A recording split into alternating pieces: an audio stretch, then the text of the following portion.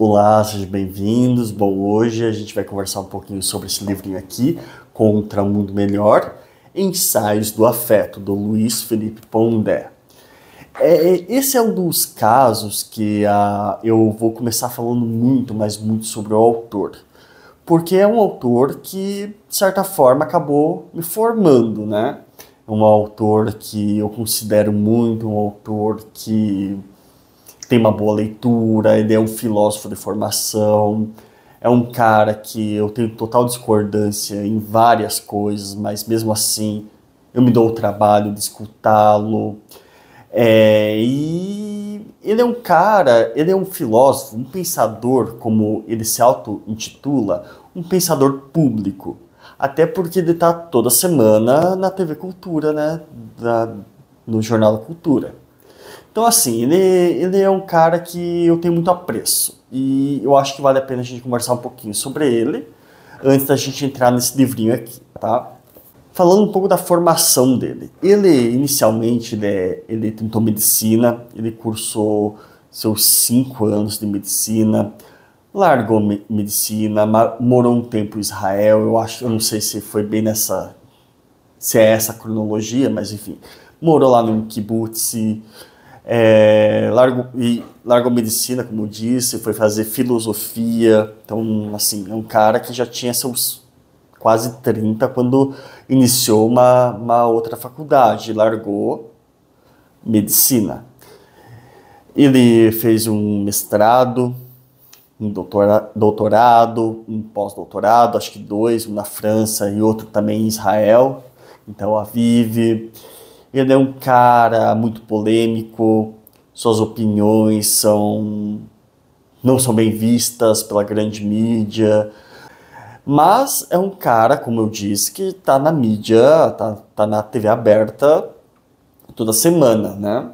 Ele tem lá seu canal no YouTube, seu podcast, ele é diretor de um laboratório da PUC, o Labo, que por sinal é um laboratório muito, muito bom, tem vários cursos, tem apresentação de filósofos, debates, grupos de estudos.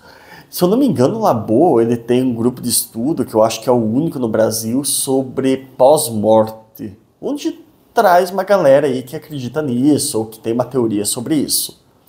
Apesar de que, claro, eu não me interesso, né? Não está no meu escopo de preocupações, é algo, quiçá, muito interessante, porque você não vê muitas pessoas falando disso no ambiente acadêmico, né?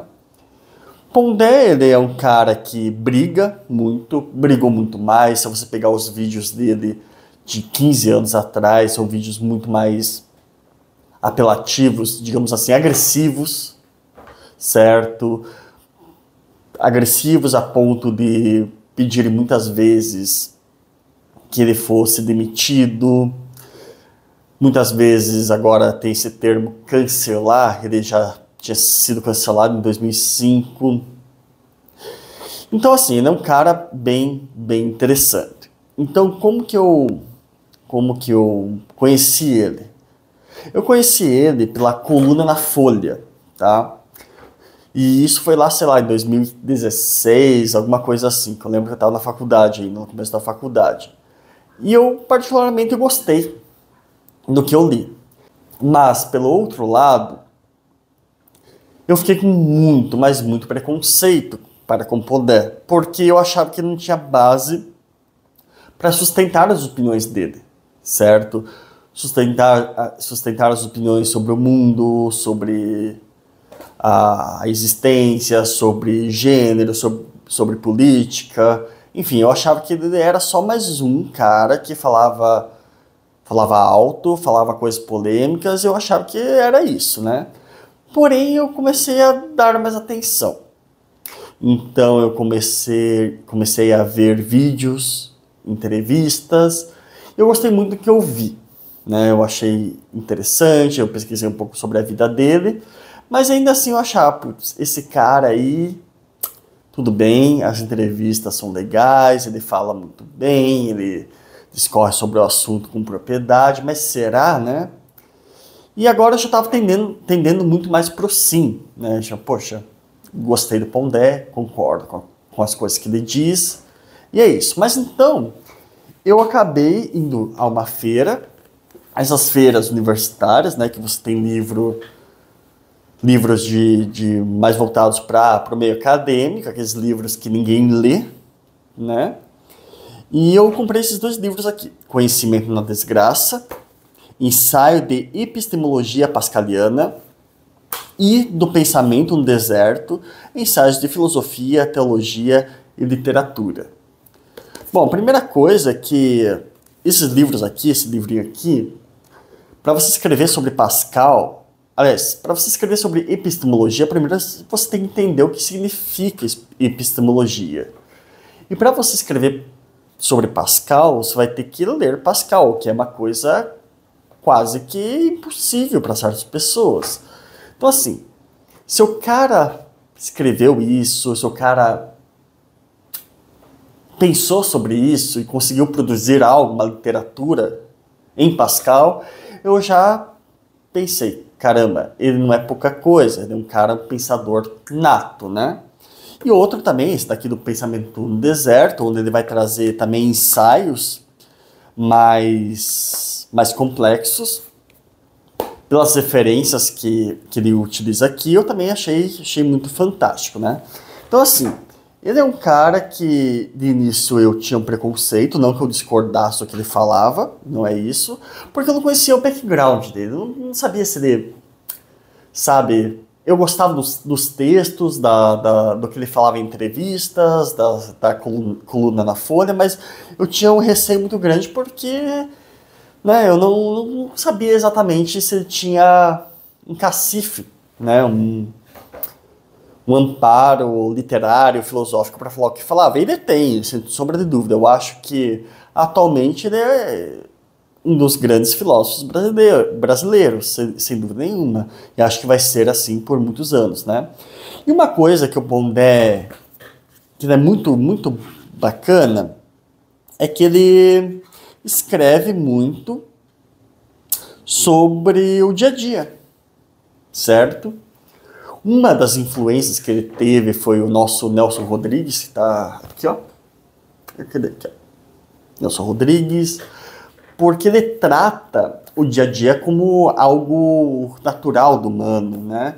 Os causos, as traições, os ciúmes, o amor, o ódio, a paixão, a doença, esse tipo de coisa, essas coisas que nos perturbam, ele trata com um naturalismo muito, muito severo, muito brutal, muito cru. Então, assim, é realmente incrível. Então, ele conseguiu, esse talvez tenha sido o maior feito, ele conseguiu levar a filosofia de um ambiente acadêmico para um ambiente popular sem perder a essência da filosofia.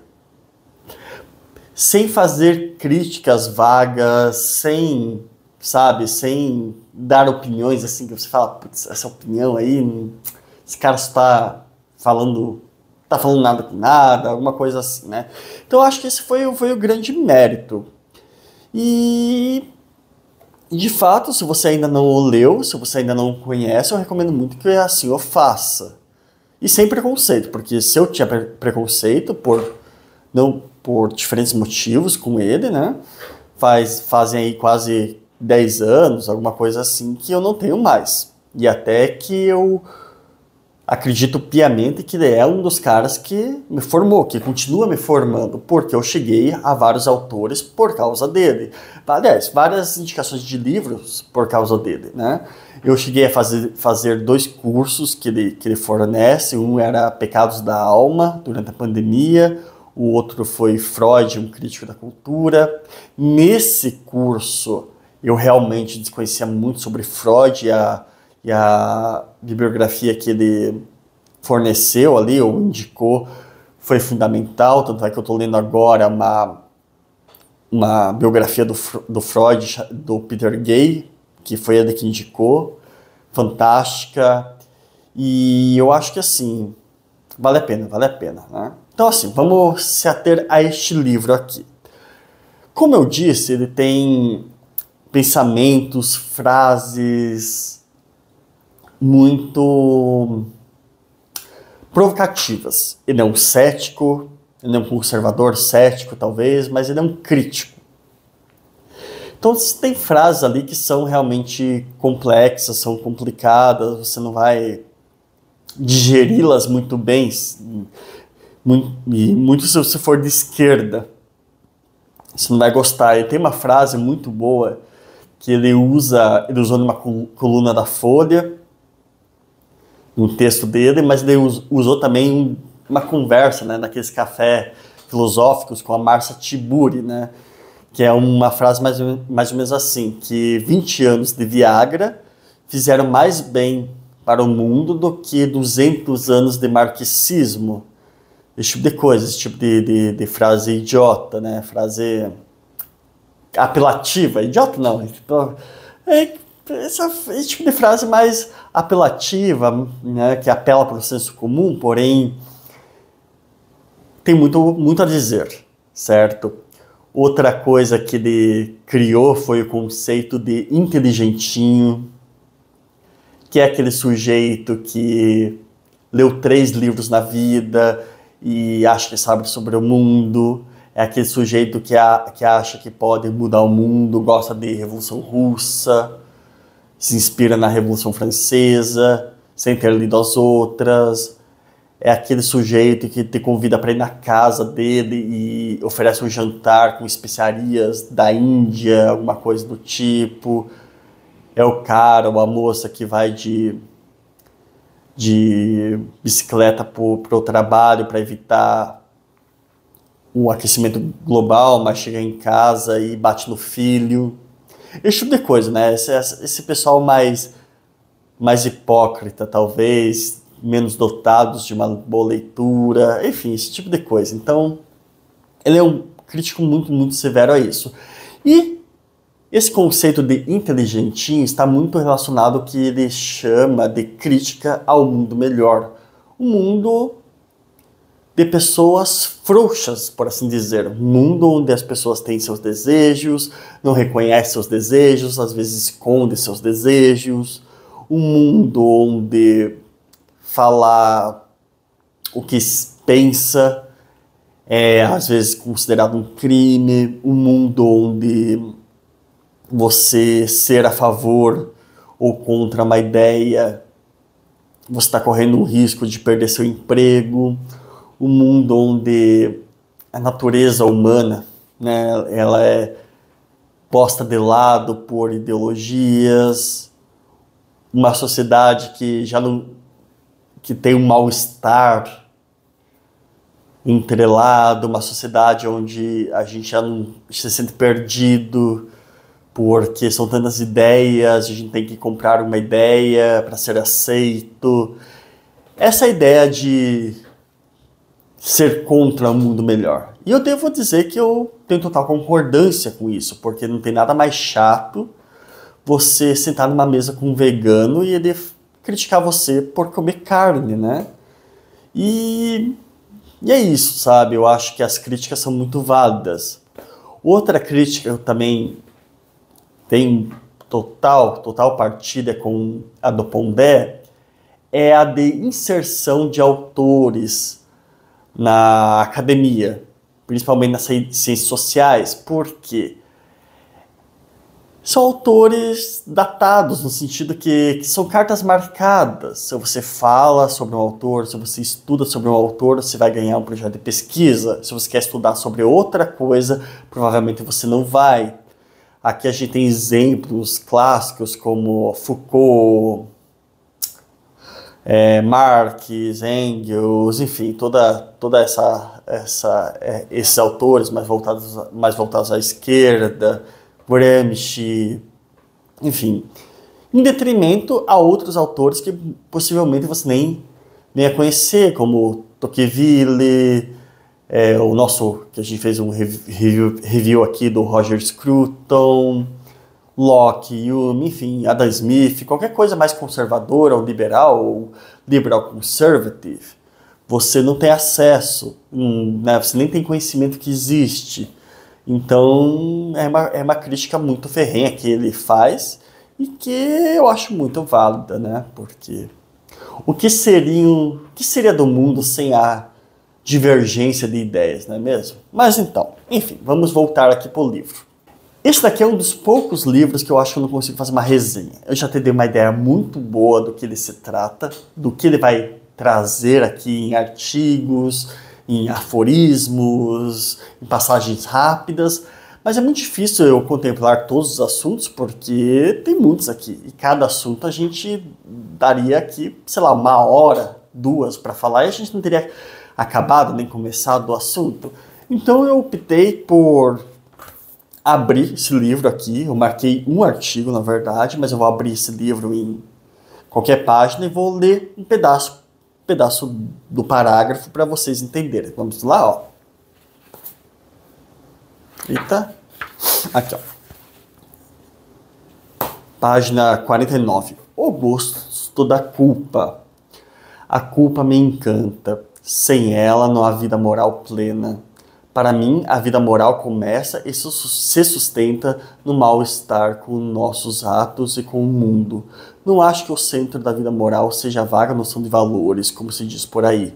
Talvez meu encanto pela culpa se dê pelo fato de não tê-la experimentado muitas vezes. Os olhos virados de dor moral, o corpo dobrado pelo peso da consciência de ter feito mal ao outro são, para mim, a chave da filosofia moral. Então, assim, aqui é um tema profundíssimo, né?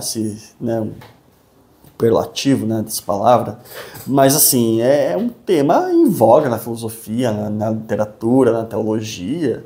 A gente tem vários exemplos disso, de bandidos que cometem um crime, se entregam, de pessoas que fazem o mal e não conseguem viver com a culpa, procuram a redenção e o perdão, coisas diferentes, também são temas que são magníficos, permeiam a existência humana.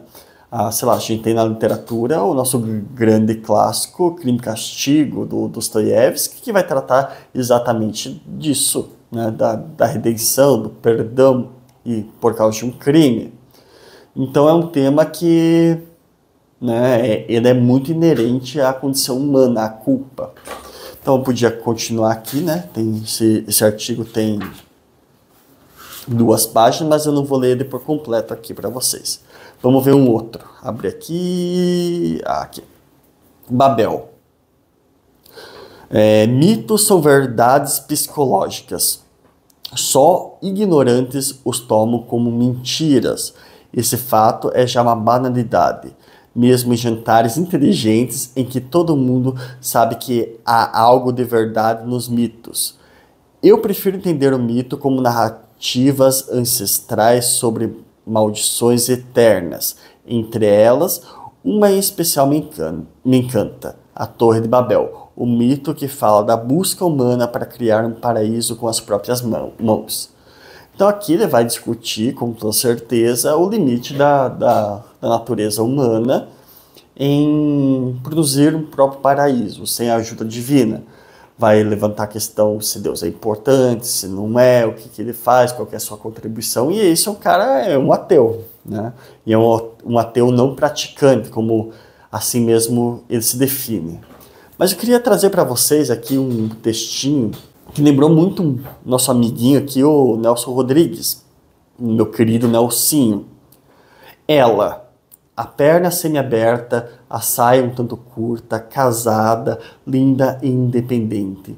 No restaurante chique tem resposta para tudo. Conversa sobre cinema, hábitos contemporâneos, muitos amigos à mesa. A boca seca esconde a alma úmida, pedindo a presença de alguém entre suas pernas, sonhando em ser feita apenas objeto, como se numa caverna estivesse coberta de pelos e a alma no cio.